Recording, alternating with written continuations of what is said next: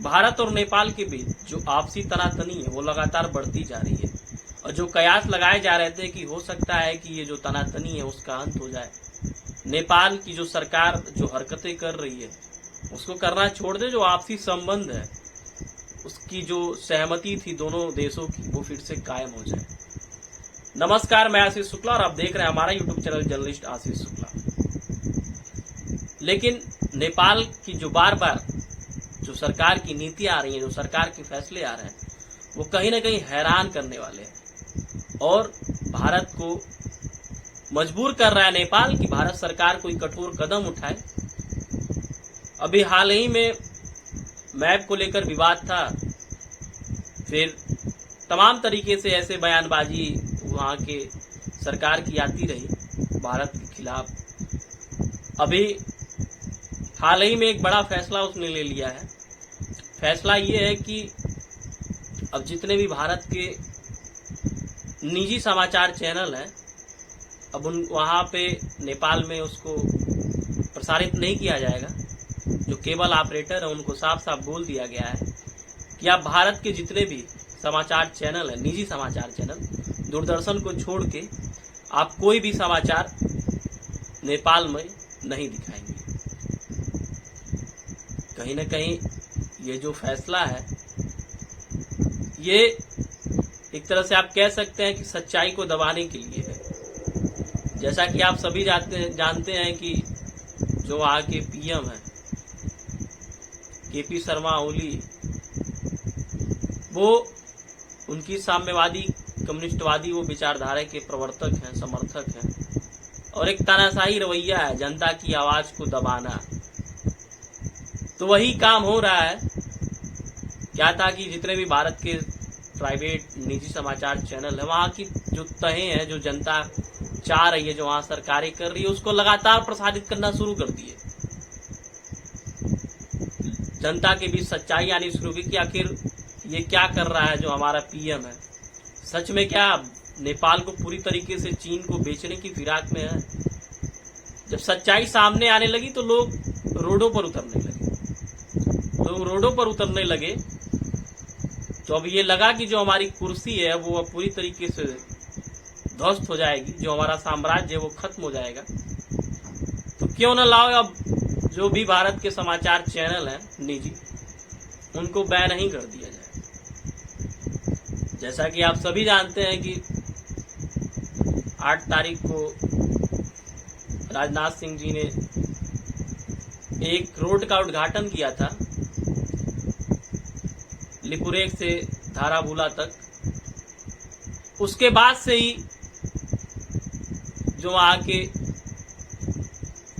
सरकार है उसमें खलबली मच गई और तुरंत उसने एक राजनीतिक भौगोलिक मैप जारी कर दिया और लगातार दिखाने की कोशिश किया कि हम भारत से लड़ सकते हैं, भारत से जीत सकते हैं।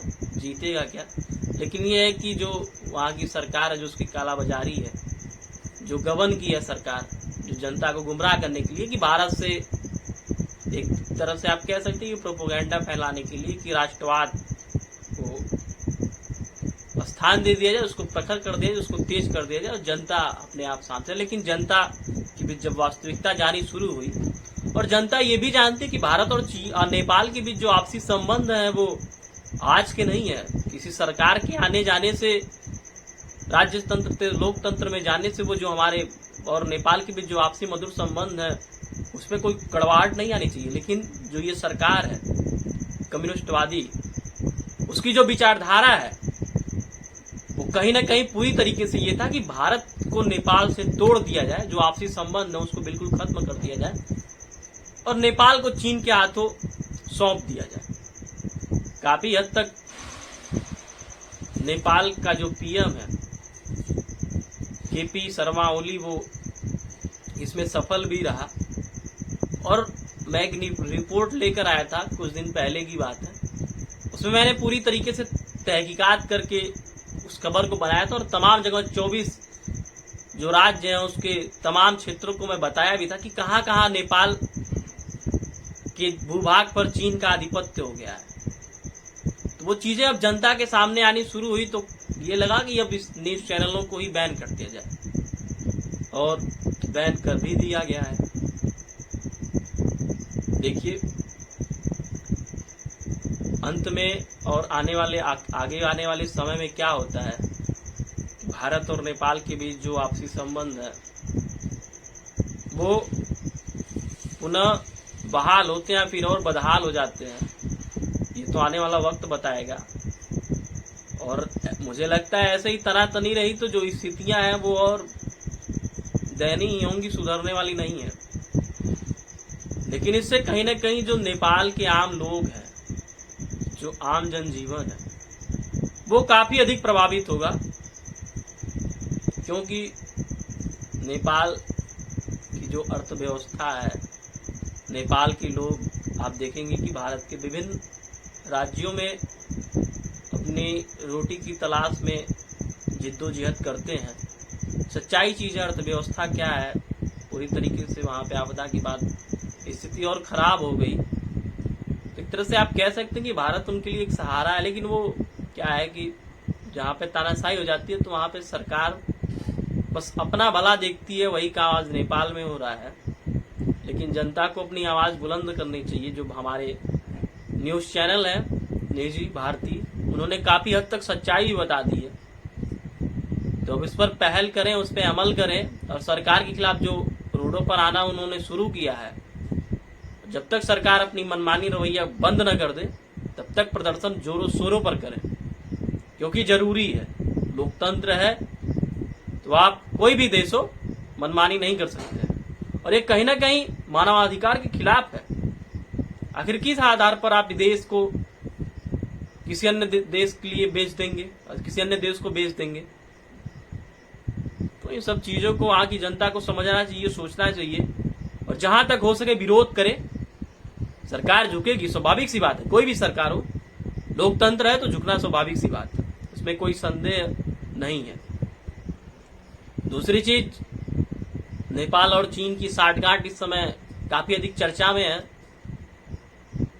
तो न्यूज चैनलों का जो बंद होना, प्रतिबंधित होना एक और मेरे विचार से एक और कारण हो सकता है। अभी कुछ दिन पहले दो समाचार न्यूज आया था, खबरें थी कि चीनी सेना जो है वो गलवान रीजन से 2 किलोमीटर पीछे जा चुकी है। इस समय क्या है कि चीन बहुत से हथकंडे अपना रहा है, भारत ने उनसे एप्लीकेशन बैन भी किया, तो लगातार भारत को किसी भी तरीके से मानसिक एक दबाव डाला जाए, वही चीन की रणनीति है।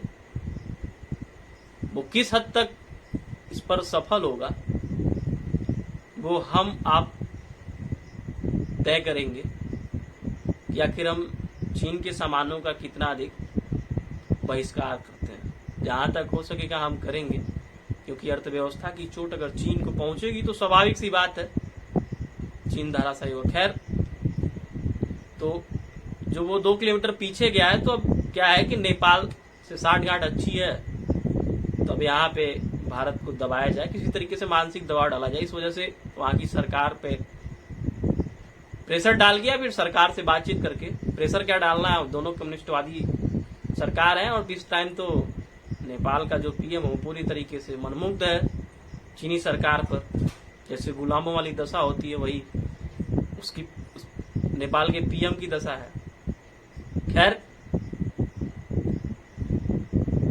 बात केवल समाचारों का बैन होना नहीं है, कहीं ना कहीं एक बहुत बड़ा संदेश है आने वाले भविष्य के लिए कि कभी भी किसी भी देश को अगर वो शत्रु बन जाता है, भले ही कितना भी कमजोर है, तो कहीं ना कहीं आपको एक बड़ा घात कर सकता है। मैं कई बार आगाह कर चुका हूं और आज भी कर रहा हूं कि सरकार को इस पे सोचना चाहिए, कठोर से कठोर कदम उठाना चाहिए, क्योंकि जो सीमाएं हैं दोनों देशों की, भारत और नेपाल की, वो अभी बहुत अवधि कह सकते हैं कि उस पे एक जो होती है नकेल कसना, मतलब बहुत अधिक जांच नहीं होती है सीमाओं पर।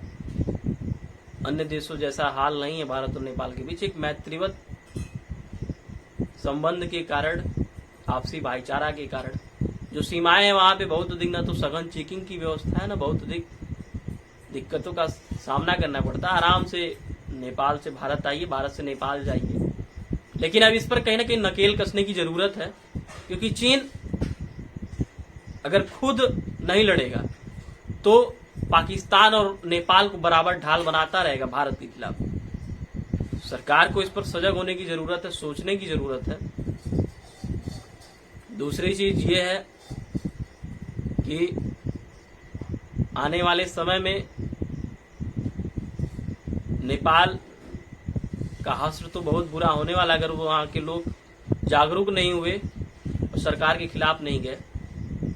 और चीन को अब ये भली बात पता है कि भारत के साथ जितनी भी महाशक्तियां विश्व की, चाहे अमेरिका हुई, चाहे रूस हुआ, चाहे इजराइल हुआ, चाहे फ्रांस हुआ, चाहे जापान हुआ, सभी खड़े हैं, सभी और जितने भी हैं वो सभी हमारे यानी चीन के खिलाफ है। तो भारत से आमने सामने की लड़ाई नहीं करेगा और लड़ाई होनी भी नहीं चाहिए। आज के इस वैश्वीकरण में कोई भी देश हो, वो अन्य देश का कितना भी बड़ा हितैषी हो ना, लेकिन कहीं ना कहीं पीछे से बहुत बड़ा शत्रु होता है अर्थव्यवस्था को लेकर। तो भारत को इससे सजग होना चाहिए, संभलना चाहिए, सोचना चाहिए कोई भी कदम उठाने से पहले। लेकिन नेपाल, चीन, पाकिस्तान, इन सब से एक उभरने के लिए आपसी रणनीति बनाए। जो पुराने हमारे विशेषज्ञ रह चुके हैं उनको खोजें, उनको एक जो संगठन में एक कह सकते हैं कि आप संगठन ऐसा गठित करें जो हमारे पुराने विशेषज्ञ हैं, उनसे राय मशवरा लें। और कैसे, क्योंकि देखिए नेपाल को हम छोड़ नहीं सकते हैं। उसका कारण ये है कि हमारी बहुत सी सांस्कृतिक वहां से यादें जुड़ी हैं, महत्व है, और तमाम चीजें, आपसी व्यवहार जो है उसको भी तोड़ा नहीं जा सकता है। तो जितना हो सके लोगों को, वहां के लोगों को जागरूक किया जाए और एक ऐसे संगठन की रचना की जाए जिसमें पुराने विशेषज्ञ शामिल हो और उनकी मंत्रणा, उनके विचार विमर्श से जो भी रास्ते निकले, जहां तक हो सके जो नेपाल की विपक्ष पार्टियां हैं उनसे बातचीत की जाए। और ये भी था जो केपी शर्मा ओली की जो सरकार है, जो उनके खुद के मंत्री हैं, वो भी इसका विरोध कर रहे हैं कि आप भारत का विरोध मत करिए, नहीं तो हम आपकी सरकार गिरा देंगे। जो उनके खुद के मंत्री हैं, खुद का उनका मंत्रिमंडल है। तो जाए, विशेषज्ञों को भेजा जाए, आपसी बातचीत हो और जितना हो सके इसका एक हल निकाला जाए, क्योंकि रोज रोज की तनातनी ठीक नहीं है। इसका सीधा असर कहीं ना कहीं जो दोनों देशों के आम नागरिक हैं उनकी मानसिकता पर पड़ता है, उनके विचार पर पड़ता है। अगर सरकार इस पर विचार विमर्श कर रही होगी, जो हमारी विदेश मंत्रालय है लगातार कोशिशें कर रही होंगी, करनी भी चाहिए। लेकिन आने वाला वक्त क्या होगा, ये आने वाला वक्त ही बताएगा कि जो हमारे भारत और नेपाल के बीच आपसी जो मधुर संबंध थे वो पुनः अपनी जगह काबिज हो पाएंगे कि या नहीं। तो फिलहाल के लिए बस इतना ही। अभी की जो घटना है वो कहीं ना कहीं एक चेतावनी भरी घटना है, एक दुख भरी घटना है, क्योंकि हमारे न्यूज़ चैनल वहाँ पे बैन किए गए हैं। इस खबर को अधिक से अधिक शेयर करें, लोगों तक पहुँचाएं और कमेंट बॉक्स में अपना राय सुझाव देते रहें। इससे क्या होता है कि एक मनोबल मिलता है इंसान को, कोई भी हो, हम हो या आप हो। इससे लगता है कि लोग हमारी बातों को सुन रहे हैं, लोग हमारी बातों से सहमत हैं। सहमति असहमति तो आप कमेंट बॉक्स के माध्यम से जरूर दर्ज कराया करें, जिससे जो मेरी कमियां हैं उसको मैं सुधार कर सकूं और जो भी मेरी रणनीति है वीडियो बनाने की उसमें बदलाव कर सकूं। तो अभी के लिए बस इतना ही। और चैनल को अभी तक सब्सक्राइब नहीं किया तो सब्सक्राइब कर लें और जो बराबर में बेल आइकन है उसे जरूर दबाएं, जिससे तुरंत नोटिफिकेशन आप लोगों तक प्राप्त होती रहे। तो अभी के लिए बस इतना ही। धन्यवाद। फिर मिलेंगे नए विचार के साथ, नए मुद्दे के साथ। तब तक के लिए इजाजत दीजिए। धन्यवाद। जय हिंद, जय भारत।